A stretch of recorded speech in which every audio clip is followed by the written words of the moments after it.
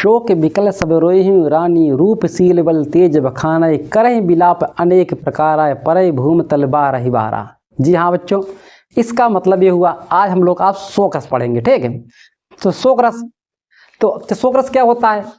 जब किसी प्रिय व्यक्ति या प्रिय वस्तु के नष्ट विनष्ट हो जाने पर हृदय में जो शोक का भाव उत्पन्न होता है उसे करुण रस कहते हैं। हमने दो डिफिनेशन लिख रखा है, एक ये और एक ये। आपको जो अच्छा लगे, जो याद हो सरलतापूर्वक आप इसे याद कीजिएगा। ठीक, बेहिचक, दोनों सही है। हमने क्या बोला पहला?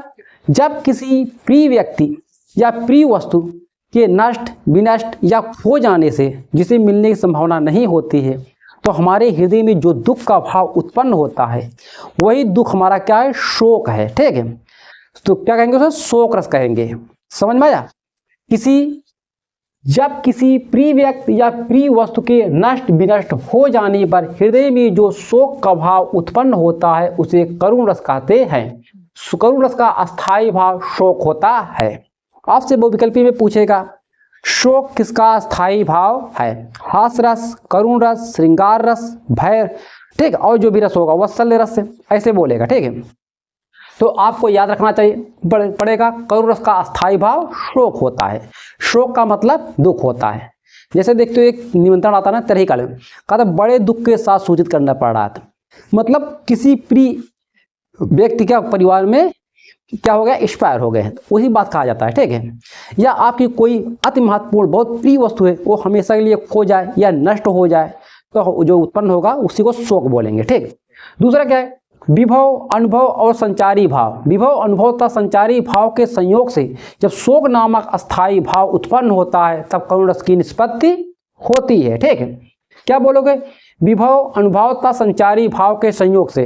बोलोगे सर जी ये तो आपने हास रस में भी लिखाया था। सेम यही, क्योंकि विभव, अनुभव, संचारी भाव, ठीक है, ये चार चीज होता है ना, अस्थायी भाव, विभाव, अनुभव और संचारी भाव। तो क्या है? विभाव, अनुभव तथा संचारी भाव के संयोग से जब शोक नामक अस्थायी भाव उत्पन्न होता है तब करुण रस की निष्पत्ति होती है। एग्जाम्पल क्या है? हे खग मृग हे मधुकर श्रेणी तुम देखी सीता मृग नैनी। इस एग्जाम्पल को आप लोग भली बात याद कर लीजिए क्योंकि एक एग्जाम्पल कई बार पुटअप कर चुका है आपके पेपर में। यहाँ पर क्या दुख क्या है? अस्थायी भाव क्या है? शोक है। ठीक है, विभाव क्या है? विभाव का मतलब होता है कारण है, इस कारण से दुखी हो रहे हैं। ठीक है, कारण क्या है? सीता जी का हरण है। अनुभव क्या है? अनुभव मतलब जो बाहरी चेष्टाएं होती हैं जैसे रोना, चीखना, चिल्लाना, डर के मारे कांप उठना, रोंगटे खड़े हो जाना। ठीक, इसे क्या है? अनुभव कहते हैं, जो बाहरी चेष्टाएं होती हैं। ठीक, और संचारी भाव क्या है? चिंता, जो क्षणिक होती है। ठीक, कभी हंसना, कभी रोना, ठीक, किसी बात के लिए चिंता करना, कभी हर्ष। ठीक, ये सब क्या है? संचारी भाव है। ये बताइए संचारी भाव का दूसरा नाम क्या है? आप लोग कमेंट करके बताइए। ठीक, संचारी भाव का दूसरा नाम मैंने क्या बताया था? समझ में आया? यहाँ पे दुख की बात क्या है? ठीक, कर हे खग मृग हे मधुकर श्रेणी तुम देखी सीता मृग नैनी। यहाँ पर ये बात है, जंगल में जब भगवान श्री राम और अपने अनुज लक्ष्मण के साथ अपनी भार्या सीता के साथ जब जंगल में गए थे, ठीक, तो वहाँ कुटी बना कर रह रहे थे, तो रावण ने सीता का क्या कर लिया? अपहरण है। जब अपहरण कर लिया तो उसी के बाद ये दोनों भाई नहीं थे, जब लौट कर कुटी में अपने आते हैं तो देखते हैं सीता नहीं है, तो वो चारों तरफ खोजते हैं, उन्हें नहीं मिलती है, तो उन्हें चिंता हो जाता है वो किस अवस्था में होगी। ठीक, वही जंगल में ये लोग रोते हुए पूछते हुए जंगलों में जा रहे हैं, पंछियों से, पेड़ पौधों से पूछ रहे हैं। ठीक, ये क्या है? शोक रस है। समझ में आया? फिर करुण रस है। तो नोट कीजिए। तो चलते हैं इसके नेक्स्ट एग्जाम्पल पे। नेक्स्ट एग्जाम्पल, दूसरा एग्जाम्पल क्या है? मणि खोई भुजंग सी जननी फंसा पटक रही थी शीश अंधी आज बनाकर मुझको किया न्याय तूने जगदीश। इसमें दुख का कारण क्या है? क्या है? मणि खोई भुजंग सी जननी फंसा पटक रही थी शीश अंधी आज बनाकर मुझको किया न्याय तूने जगदीश। यहाँ पर क्या है? दुख है, कारण है। क्या है? दुख है। ठीक, अस्थायी भाव क्या है? शोक। विभव क्या है? श्रवण कुमार और दशरथ की उपस्थिति। अनुभव क्या है? सिर पटकना, प्रलाप करना, रोना आदि। ठीक है, और संचारी भाव क्या है? स्मृति, मतलब याद करना, फिर दुखी हो जाना। ठीक, यही है। यहाँ पर ये बात है मणि खोई भुजंग सी जननी। यहाँ पर बात यह है जब दशरथ, ठीक, शिकार पे निकले थे, ठीक, दशरथ शिकार पर निकले थे और शब्द वेदी बाण चलाना जानते थे, और श्रवण कुमार अपने अंधे माता पिता को अपने कंधे पे, ठीक, दो तरफ पल्ले बनाकर बैठाकर तीर्थ यात्रा करा रहा था। तो जब दशरथ के क्षेत्र में पहुंचे तो उन्हें प्यास लग गई। तो प्यास लग गई तो उन्हें पानी लेने के लिए काफ़ी दूर अपने माता पिता को एक स्थान पर बैठा कर काफ़ी दूर निकल गए। और उधर दशरथ क्या कर रहे थे, शिकार करने के लिए। तो दशरथ सतवेदी बाण चलाना जानते थे, ठीक है, मतलब शब्दों की आवाज़ सुनकर बाण चला देते, ठीक, तो सटीक निशाना उनका बैठ जाता था।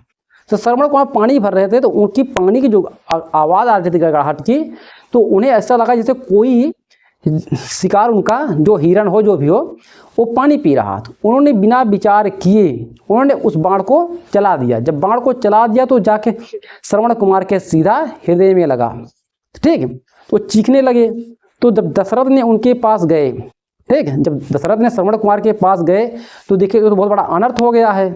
तो पूरी बात बताया उन्होंने। तो बोले कि हमारे माता पिताजी प्यासे हैं, वहीं पर हैं, जाकर आप पानी पिला दीजिए, ठीक। तो दशरथ जब बड़े दुखी मन से, ठीक, जब आते हैं इनके माता पिता के पास, जब बताते हैं कि ऐसी ऐसी घटनाएं घट गई है, ठीक, इसका कारण मैं ही हूँ, वही इनकी माता जी प्रलाप करती हैं, ठीक। प्रलाप कैसे कहते हैं, मणि खोए भुजंग सी जननी, जैसे कोई सांप अपना मणि खो देता है उसी तरह से उनकी माता वो अपना फंक पटक पटक के मर जाता है। उसी प्रकार से उनकी माता भी, ठीक, अपने पुत्र वियोग में सर पटक रही थी, ठीक। तो वही बात यहाँ पर किया गया है, समझ में आया। अब दूसरा क्या है, शोक विकल सब रोही रानी रूपशील बल तेज बखाने करें विलाप अनेक प्रकारा परय भूम तल बारह बहरा, ठीक।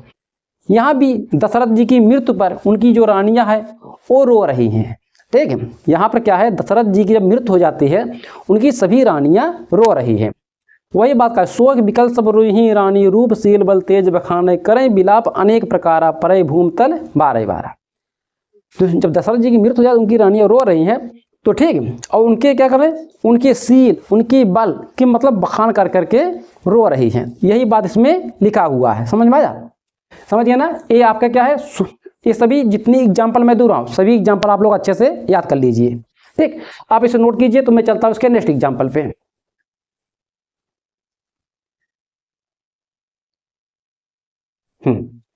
एग्जाम्पल नंबर 5, ये क्या है, अबला जीवन हाय तुम्हारी यही कहानी, आंचल में है दूध और आंखों में है पानी। ये आपका शोक रस है, ठीक है।